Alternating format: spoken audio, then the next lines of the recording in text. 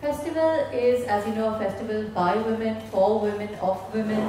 So huge round of cheer to start off with to Gul and Shruti for putting this together. Thank you.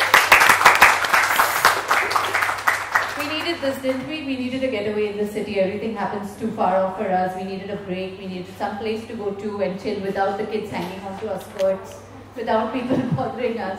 So this is just fabulous. And today, I'm delighted to have with us two wonderful ladies who are, in their own way, redefining the social media space. The first, of course, is Miss Malini. You all know her from Miss Malini, the blog. You all know her from her podcast. You know her from everywhere. She's everywhere. Is there a space Miss Malini isn't? No, I don't think so. So, because I have to give you a quick intro to Miss Malini. Her name is Malini Agarwal. She is India's first celebrity blogger. Now, what is a celebrity blogger? This category probably didn't even exist in India before Malini. Till she invented it. She redefined it, she claimed it, and she owns it now, completely. Okay? She was first a DJ on Mumbai's Radio 1. She was head of digital content at Channel V. She founded a blog, Miss Malini, in 2008, covering the latest gossip and news from the world of Bollywood, fashion and lifestyle.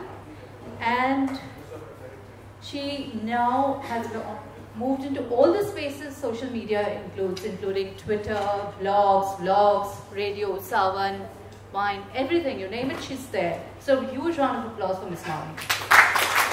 Very kind, thank you. And we have Gul Panag, who is the founder of the festival. Along with Shruti, who's not here because she's running around organizing the festival outside.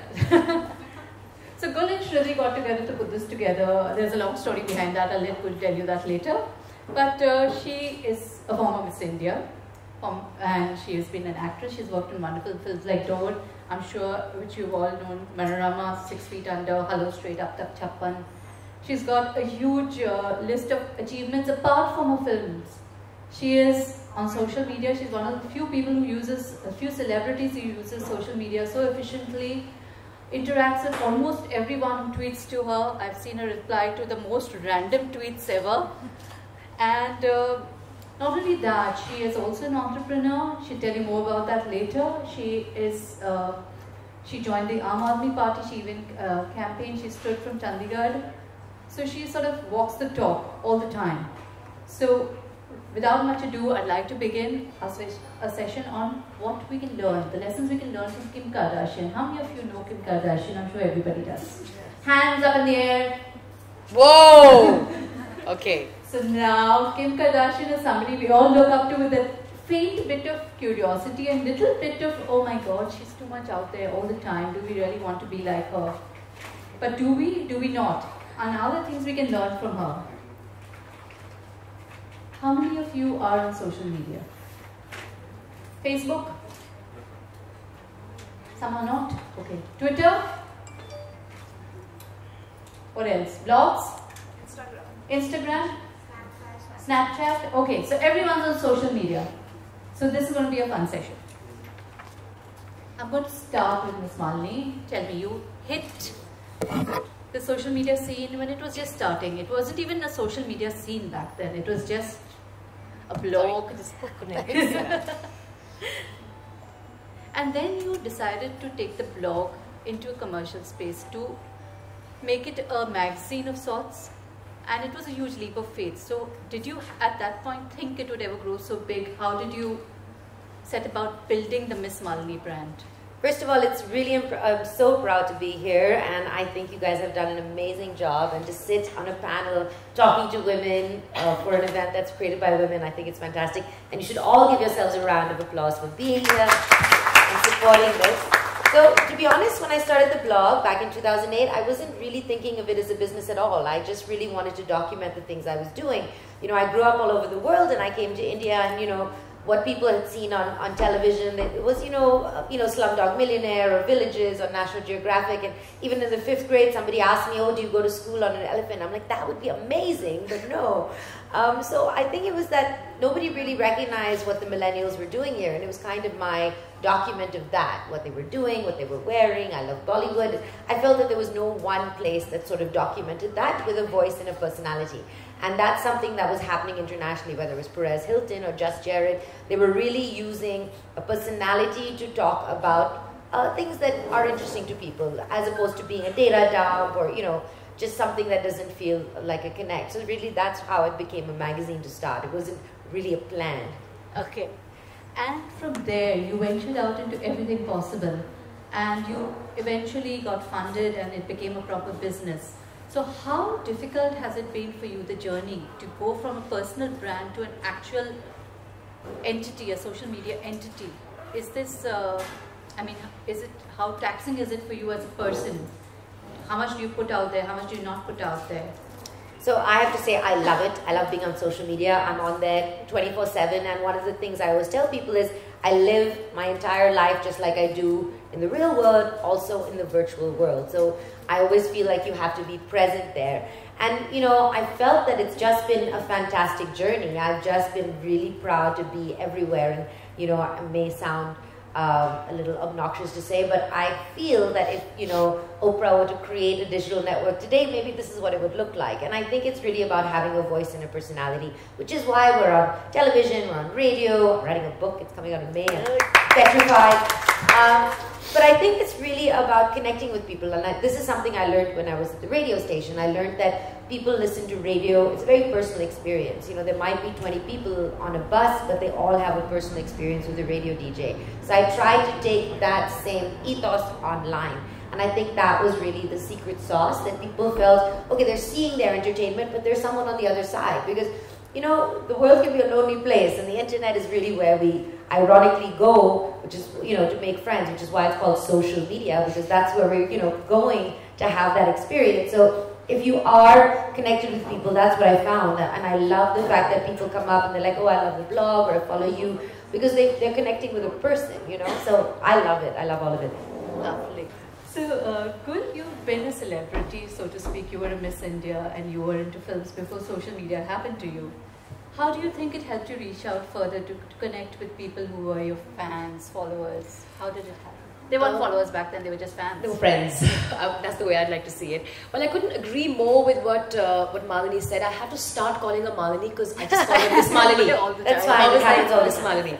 So, I think what she said about her personality with a voice is what really the core of social media is. There are lots of people saying lots of things, talking on the phone as we're speaking in this session.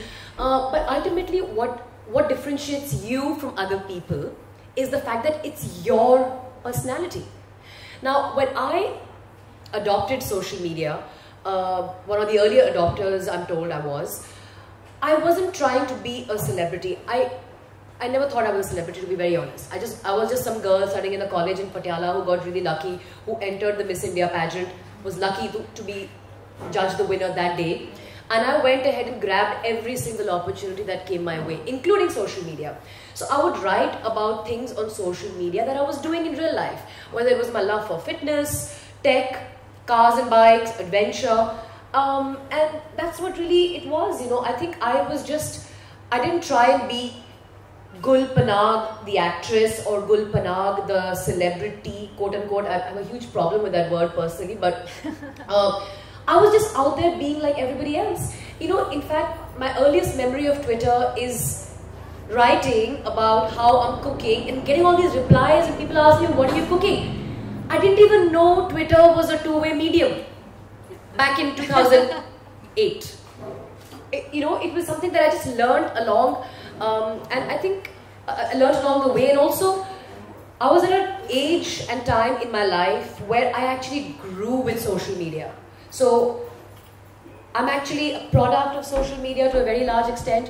I'm sitting here next to Miss Malini because somewhere we deeply connect on social media. Now, not to say that I haven't known Miss Malini. I've known Malini ever since I've been meeting her for ages. But the connect that I have with her today on social media is something which is difficult to describe. The ability to be able to reach out to people across borders, across international borders, across cities is something which only social media has. And using this power and this platform, I've been able to do very, very interesting collaborations with people from South Samundar Par. Literally because of social media. That's fabulous. And now to go back to Kim Kardashian, let me ask Malini, are there lessons you learned from her? Are there things that you would do, things you would not do, the way she's built up her brand? Are there takeaways from her which you would tell people to follow, not follow? So the first thing I have to say about Kim Kardashian is like everyone has a choice whether or not to follow it or consume it. Nobody's forcing you. And like honestly, I don't know whether or not I would follow in her footsteps. I'm a little more shy about my body, let me just say. But I think that there are lessons to learn. I think that, you know, her and her sisters have created an entire brand. Ryan Seacrest created the show, Keeping Up with the Kardashians, and clearly there's an audience for it. So, you know, I always say this, which is why I say, you know, I will never write anything on my blog that I won't say to someone's face, is that why do we consume it and then criticize it? So that is really our choice to do that. I think the important lessons to learn is that they use new mediums. The selfie, they sort of created that whole concept. And who doesn't like to take a selfie? You know, who hasn't taken one today? We just took one.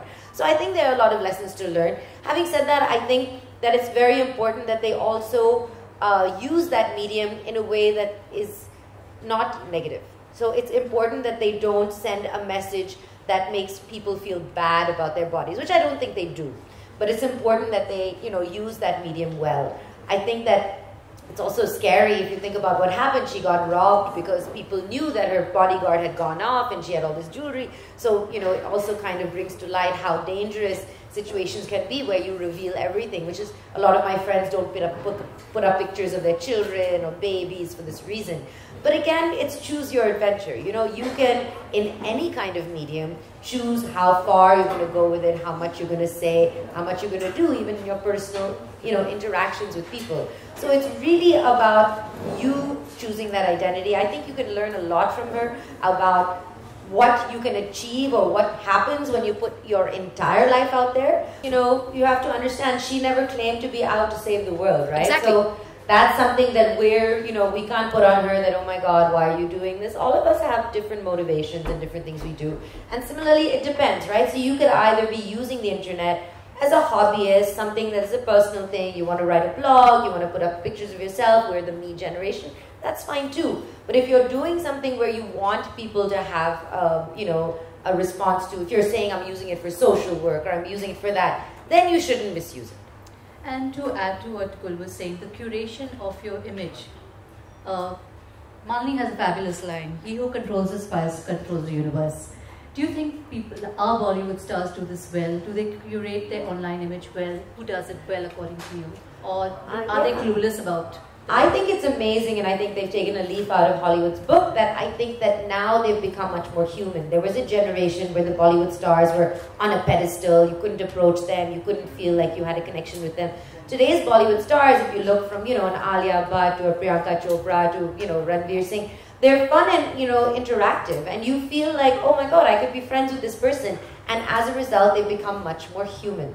And I think they're doing a great job. And again, why do we force celebrities or anyone else to be perfect? They're also human beings, and as soon as you expect anyone to be perfect, they're going to disappoint you. So it's really important that you approach other people with that same barometer. Like I always say, you know, we say, oh my God, this celebrity is this or that. You have to put yourself in their shoes. Would you be able to do what they do? Would you be able to live under the scrutiny that they live? You can say, I didn't like this movie, I didn't like the performance. But you really shouldn't tear someone down saying, oh my God, she's a terrible person and how could she do that or whatever. Because you would not do that with each other either, right? And exactly what Gul was saying, Girl Love, I think you guys, some of you must be following Superwoman, who's amazing.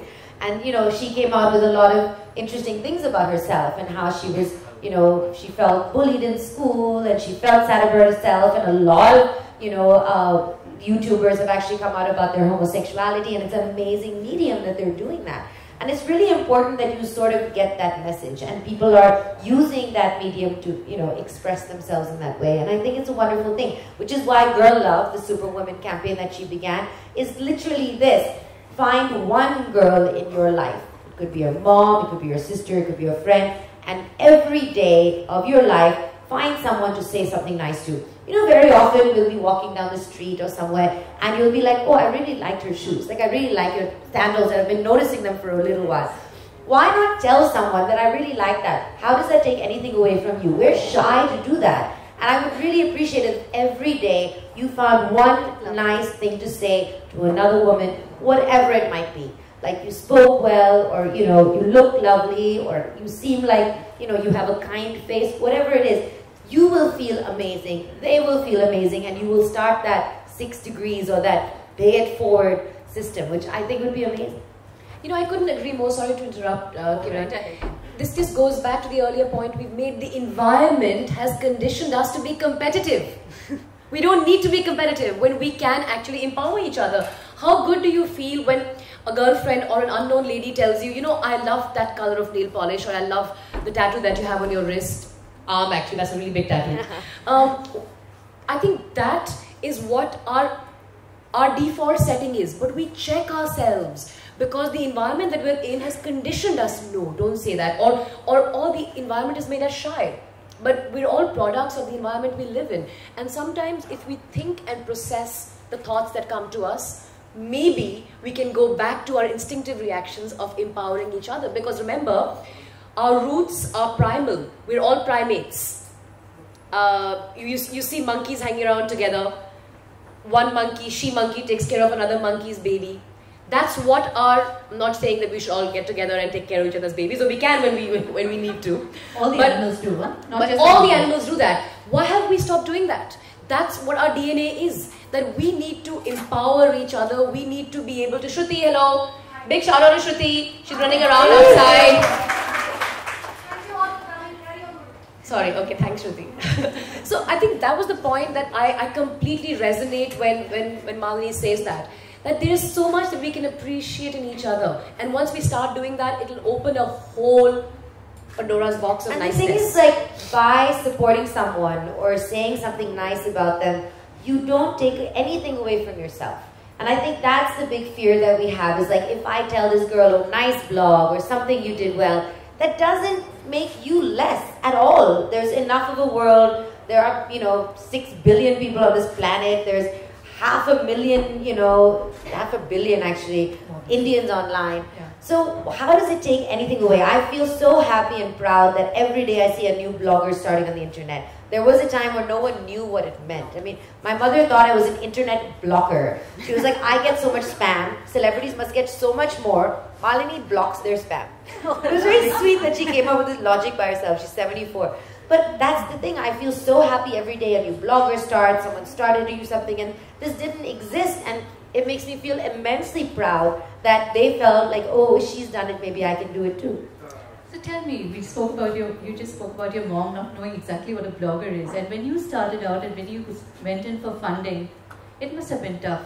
A woman, be it the internet, social media, what sort of biases did you face? You know, I have to say, people always ask me this question, that as a woman, was it difficult? And I have to say, I actually had the opposite experience. Oh, that's because fabulous. When you're out there, and I used to have this little camera, my digital camera, this flip camera, and I had one too because Malini sent me one with a lovely picture on it.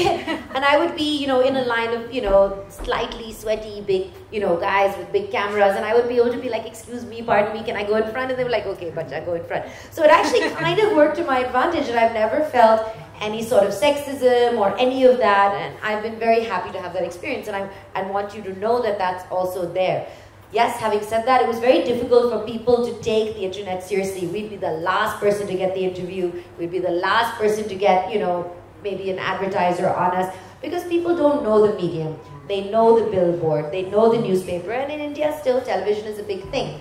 But I think slowly it's changing as people are realizing the impact of it. And you are the millennial. You are the generation that changes everything. You're also the generation that teaches your children. Yesterday I was at this event and it was great. There was this 15-year-old guy who was saying, yeah, my mother always made me respect women and talk about, I was really proud about all things. And I was like, that's amazing, because as women, you have the ability and the capacity to raise your next generation, boys and girls, with that thinking. So I'm very, optimistic about the next generation, because we're the ones who are creating it. And that's fabulous, because as a woman now, Gul, you've got into social media, has got you into a lot of entrepreneurship opportunities. How did it help you? I think social media really empowered me, and I was able to do a lot with social media. Like I said, I was just a person with a personality who had multiple interests that I would just put out on social media. And then slowly and steadily, I began getting approached by brands who wanted me to help them with content, because I would put up content, and that's how my production company was born. I set up Titha Lodge Productions almost 2.5 years ago, 3 years ago. And my love for fitness and constantly giving out fitness tips, fitness advice on my Twitter page led me to finally set up MobiFit. MobiFit is a company that my friend Gaurav Jaiswal and I founded. It makes fitness apps. And our flagship app is a running app. It is India's highest downloaded indigenous health and fitness category app currently. That again was born out of social media, because there was so much traction around this person called Gul who loves fitness. So there was an authenticity that they could see. So there is this tendency to come and endorse products, which is what social media is also becoming about. So social media endorsements have also become a part of the larger endorsement game, where people who endorse brands, whether or not they are celebrities or movie stars or cricket stars, there's also this social media aspect of their life. But the person on social media is very smart. They know what an endorsement is and what is an authentic product. And the reason Malini has been so successful in doing what she does, which is why she inspires a whole million blogger force out there, is because she's authentic. She has kept her personality alive, and I love what she said. She doesn't write on her blog anything that she wouldn't say to your face. And that is what authenticity is all about. I don't write anything on Twitter I don't really do in my real life. Rather, there's many things that I don't write on Twitter that I do in my real life, but there's a portion of my life that I put out on Twitter. And that's how MobiFit was born. And finally, the Idea Festival is a completely crowdsourced festival. When Shruti had this idea about creating a place for women performers, I also want to have some questions, Kiran, because Malini has a rush. So I'm going to wrap my bit up, and then maybe we can throw it open to questions. We can throw it open depending on how the next session is shaping up and stuff. So when Shruti was at an event, and she was hosting, she found that there was a lady performer who was being catcalled, whistled, ogled at. I mean, ogling you really can't do anything about, but I don't think it's right to be disrespected. And she was very disturbed by that. And she said, let's create a festival where women won't be disrespected, because there'll be women performers and women audience and all of that. And we said, sure, why not? But what do we have at that festival?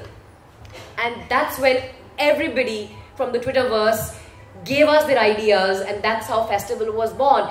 They said there should be comedy, they said there should be music, they said there should be shopping, they said there should be food and all of that. And finally they also said there should be some men, which is why we have Kanan Gill performing today at 4 p.m. for you all.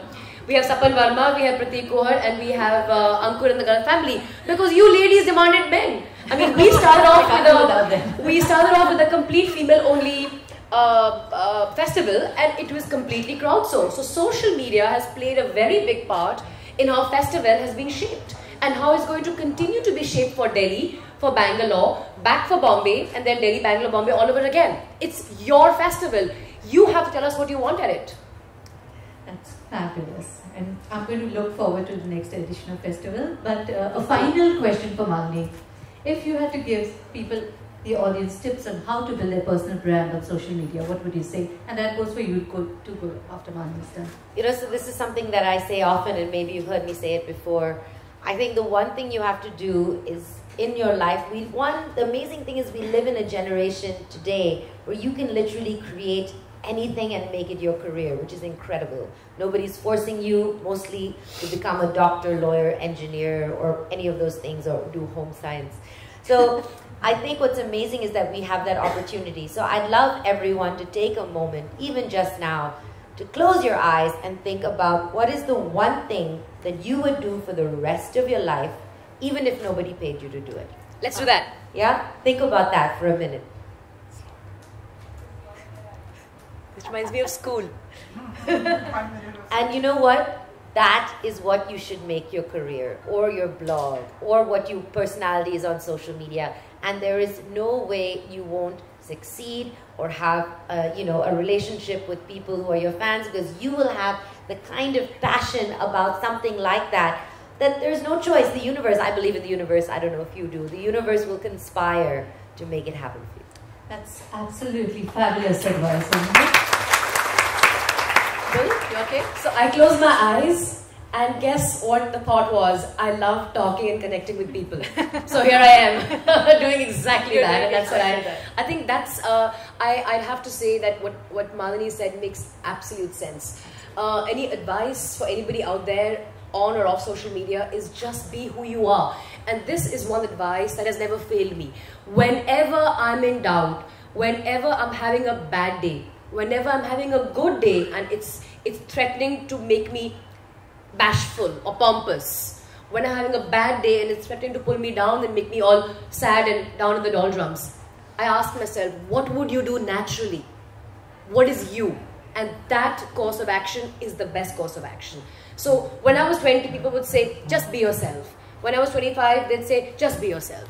When I was 30, I still heard just be yourself. But today at 37, trust me, when you actually dissect that question, that answer is who you really are. Because we spend too much of our time trying to be somebody else. Why? When we're so unique. So that's it's very cliched. It's not as smart as what Malini said about closing the eyes and figuring it out, because I'm totally going to steal that. Yeah, go for and it. use it. But it eventually is just be who you are. And 1, 2, 3 sound checks started going on outside. Sorry about that. And can we shut the door, please? And we won't have that sound coming. Thank you. It's a big door. And I think that is I fundamentally believe our basal character is that of a good person. Somebody who wants to empower the other person, not bring that person down. And if you let that character rule you, you'll be in a good place. That's such fabulous advice, ladies. I hope you all have been listening and taking notes. We have time for 1 or 2 questions. I can stay back and answer a couple more, but Malini has to go. Right here. She'll answer questions, but just a couple of questions for Malini. Anyone? No questions? Oh, yes, we have questions. Oh, yes. At the back, yeah. You can just scream it. I think it's very small. Sure. That I am 21 and from starting I have been told to behave in a certain manner. Today I have forgotten what I really was. So I think we all have forgotten what we really are. And once we start believing in the universe and we rediscover ourselves, it is a long journey. But that is very important. And You got that. There's another lady with the glasses and we'll come back to Shanali. Okay.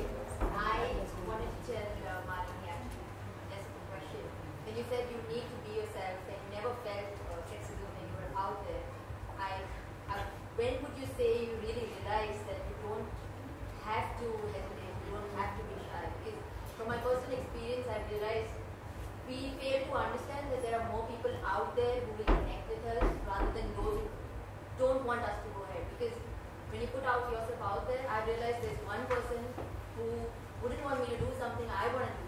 But there are 5 other people who are actually unexpectedly ready to help, support in every way.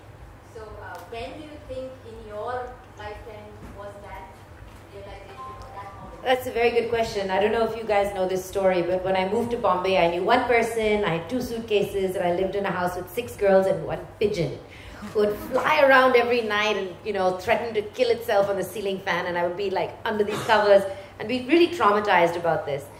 And I didn't know the other 6 girls very well who, lived in this house, but one of them just, that morning she was like, can I make you some chai, and she told me how she really likes this house because it has a nice vibe, and I just felt like there was no reason for her to do this, and she just gave me this, kindness that really changed how I felt. And exactly what you said, like whenever I speak here, I look for the faces that are smiling, and I see the ones who are nodding and smiling at me, and you're putting out love and energy. So I think over time, different people made me feel those things, but I guess the main turning point was honestly when I think I did my first radio show, and I was like, okay, and I was like, maybe I'm stuttering or whatever, and someone called in and said, oh, I love your show, and that was like a total stranger who did that, who gave me confidence, who didn't care what I looked like, you know, and most people, you know, don't, if you have a face for radio, you know what that means. So I just really felt like there was no reason that a stranger would put that love out and make that difference and take that time to do it. So over time, these little things happened. And I think exactly what you're saying, there's more love than hate in the universe. I just want to say one thing. I just want to say one thing there about facing sexism in the workplace. I think if we look and if we condition ourselves, ki, oh, I'm going to face that sexism, you're going to find it. You have to stop carrying your gender card. Flashing your gender card. You have to stop. That would be the other card, kind of card, which people wear for cricket, which fortunately we don't need. But I think if we stop flashing the gender card or stop wearing our gender on our sleeve, we will find that we get taken more seriously. And even if one guy out there is sexist or two guys out there are sexist, there will be 5 others who are supportive of you as an individual. So that would be my take on, and I completely agree there are more people out there to empower you than to pull you down. You have to just focus on the positive and let go of the negative. Thank you, ladies. That was Sonali has a question, and we have exactly 2 minutes before we 2 minutes. leave. Yeah, my question is that, you know, stars, you discussed the thing about stars using social media excessively. Now, I think that a little bit of isolation adds to the mystery of a star.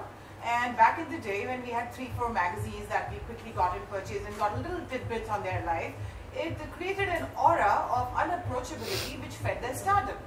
Now, with so much out there, don't you think it's eating into that and taking away from...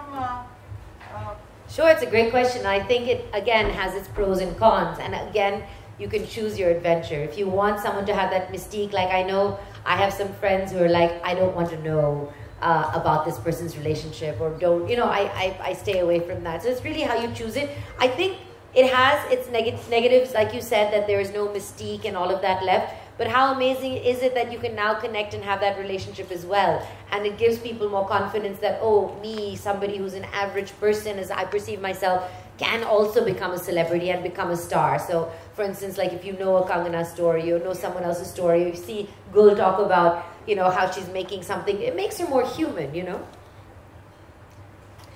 So I just want to say one thing before I leave, and I think it's very important because I really hope this resonates.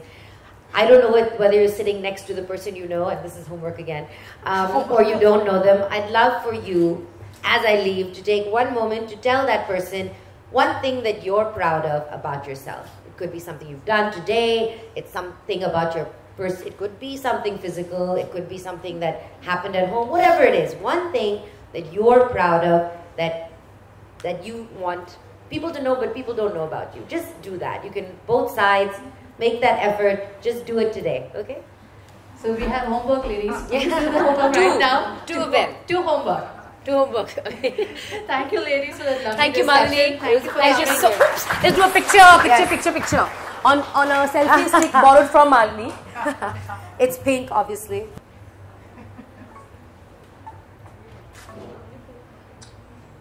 Awesome. Thank you so much.